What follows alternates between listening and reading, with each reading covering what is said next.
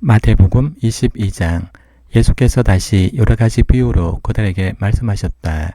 하늘나라는 자기 아들의 혼인잔치를 베푼 어떤 임금에게 비길 수 있다.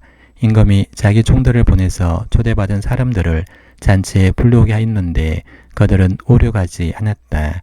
그래서 다시 다른 종들을 보내며 이렇게 말하였다. 초대받은 사람들에게로 가서 음식을 다 차리고 황소와 살진 짐승을 잡아서 모든 준비를 마쳤으니 어서 잔치에 오시라고 하여라. 그런데 초대받은 사람들은 그 말을 들은 척도 하지 않고 저마다 제 갈 곳으로 떠나갔다. 한 사람은 자기 밭으로 갔고 한 사람은 장사하러 갔다. 그리고 나머지 사람들은 그의 종들을 붙잡아서 모욕하고 죽였다. 임금은 노에서 자기 군대를 보내서 그 살인자들을 죽이고 그들의 도시를 불살라 버렸다. 그리고 자기 종들에게 말하였다. 혼인잔치는 준비되었는데 초대받은 사람들은 이것을 받을 만한 자격이 없다. 그러니 너희는 내 거리로 나가서 아무나 만나는 대로 잔치에 청해 오너라. 종들은 큰 길로 나가서 악한 사람이나 선한 사람이나 만나는 대로 다 데려왔다. 그래서 혼인잔치 자리는 손님으로 가득 차게 되었다. 임금이 손님들을 만나러 들어갔다가 거기에 혼인 예복을 입지 않은 사람이 한 명 있는 것을 보고 그에게 묻기를 이 사람아 그대는 혼인 예복을 입지 않았는데 어떻게 여기에 들어왔는가 라고 말하니 그는 아무 말도 하지 못하였다. 그때 임금이 종들에게 분부하였다. 이 사람의 손발을 묶어서 바깥 어두운 데로 내던져라. 거기서 슬피 울며 이를 갈 것이다. 부름받은 사람은 많으나 뽑힌 사람은 적다. 그때 바리새파 사람들이 나가서 어떻게 하면 말로 트집을 잡아서 예수를 울매에 끌리게 할까 의논하였다.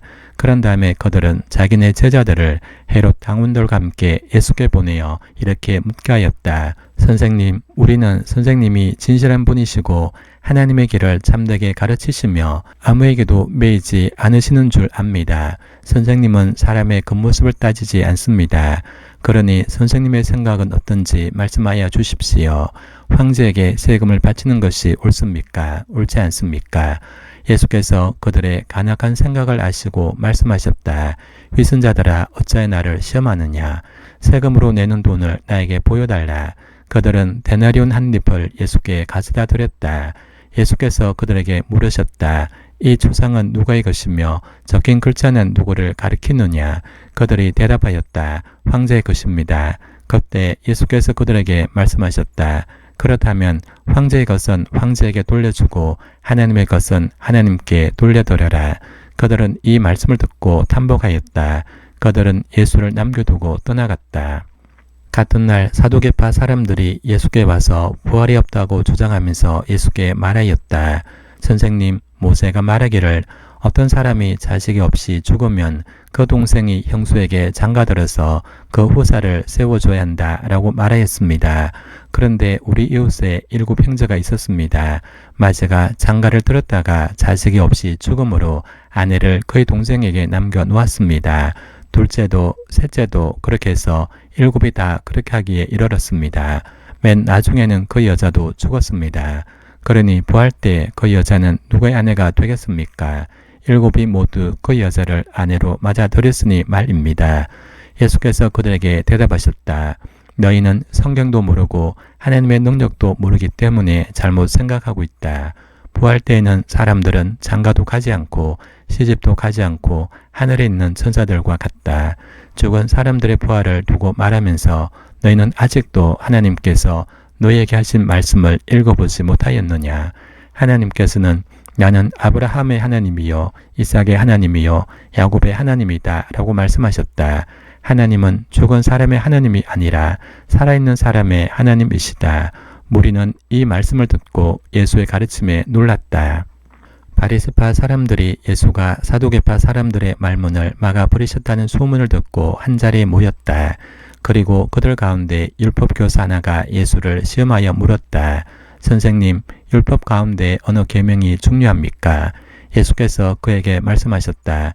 내 마음을 다하고 내 목숨을 다하고 내 뜻을 다하여 주 너의 하나님을 사랑하여라고 말하였으니 이것이 가장 중요하고 어뜸가는 계명이다.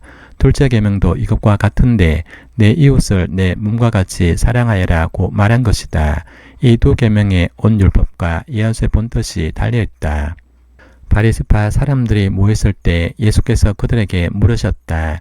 너희는 그리스도를 어떻게 생각하느냐? 그는 누구의 자손이냐? 그들이 예수께 대답하였다. 다윗의 자손입니다. 예수께서 다시 그들에게 말씀하셨다. 그러면 다윗이 성령의 감동을 받아 그를 주님이라고 부르면서 말하기를 주님께서 내 주께 말씀하셨다. 내가 내 원수를 내 발 아래에 굴복시킬 때까지 너는 내 오른쪽에 앉아있으라 라고 말하였으니 이것이 어찌된 일이냐. 다윗이 그리스도를 주라고 불렀는데 어떻게 그리스도가 그의 자손이 되겠느냐. 그러자 아무도 예수께 한마디도 대답하지 못했으며 그날부터는 그에게 감히 묻는 사람도 없었다.